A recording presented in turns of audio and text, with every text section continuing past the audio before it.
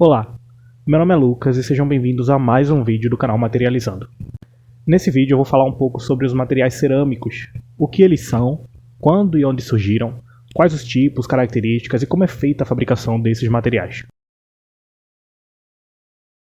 Bom, então vamos lá, vamos começar definindo o que são os materiais cerâmicos. Bom, podemos definir como substâncias sólidas e inorgânicas, que são constituídos por elementos metálicos e não metálicos ligados covalentemente, e que na maioria das vezes possuem ligações de natureza iônica. Os materiais cerâmicos eles são extremamente versáteis e abrangentes em termos de sua composição e aplicação. Normalmente são incluídos nessa classe os óxidos, nitretos, carbetos e como exemplos podemos citar refratários, cimento, vidro e porcelana. Em geral, os materiais cerâmicos se dividem em dois grupos, os cerâmicos tradicionais e os cerâmicos avançados. Os materiais cerâmicos tradicionais eles são compostos por materiais mais comuns e naturais, enquanto os cerâmicos avançados são desenvolvidos através de compostos químicos refinados e sintetizados.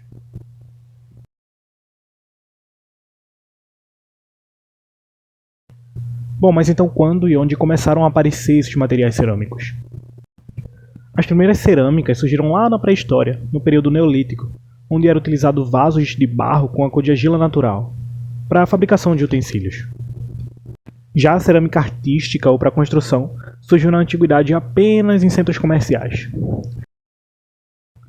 Bom, foram localizadas as primeiras cerâmicas por volta de 9.000 anos antes de Cristo, na região de Anatólia, situada na Ásia Menor.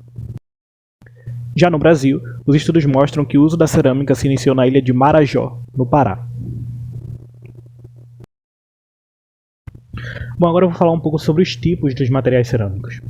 Bom, começando pelos cerâmicos tradicionais, que como eu falei anteriormente, são compostos por materiais mais comuns e naturais. E alguns exemplos são tijolos, telhas, louças, azulejos e vidros. Já os cerâmicos avançados, como também mencionado, são desenvolvidos a partir de compostos químicos refinados e sintetizados. E alguns exemplos são fibra, monitores, lâmpadas e materiais para corte e usinagem. Bom, e também existem os materiais tecnológicos, que como por exemplo são os sensores, os semicondutores, circuitos integrados e baterias.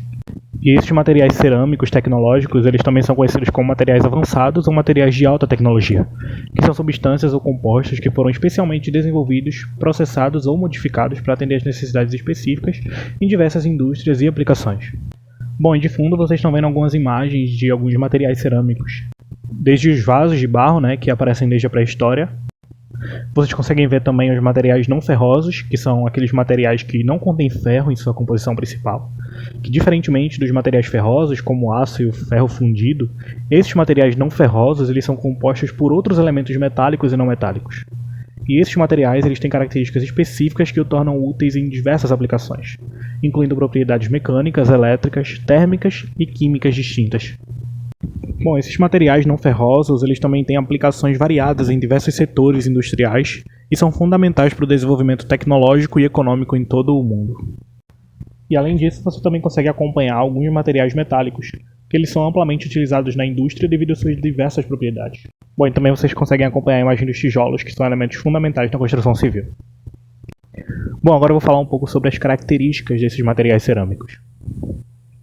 As características podem variar dependendo do tipo específico de cerâmica e suas aplicações. No entanto, existem algumas características gerais que são comuns a muitos materiais cerâmicos. E aqui estão algumas delas. A primeira é a fragilidade, que é o resultado da sua estrutura cristalina, que é composta por ligações iônicas ou covalentes fortes e altamente ordenadas. Essas ligações são responsáveis pela dureza e resistência mecânica dos materiais cerâmicos. No entanto, quando submetidos a tensões, as deslocações atômicas em materiais cerâmicos são limitadas, e o material não pode deformar-se plasticamente como os metais.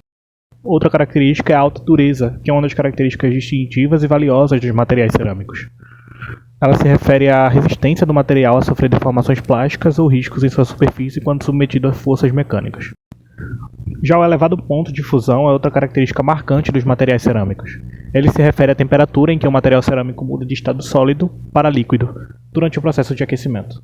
Bom, e também podemos citar o bom isolamento térmico e elétrico, que são características atribuídas principalmente à sua estrutura cristalina e ligações químicas, que conferem propriedades únicas que tornam excelentes isolantes em relação ao calor e eletricidade. Além do fato também da matéria-prima ter um custo relativamente baixo.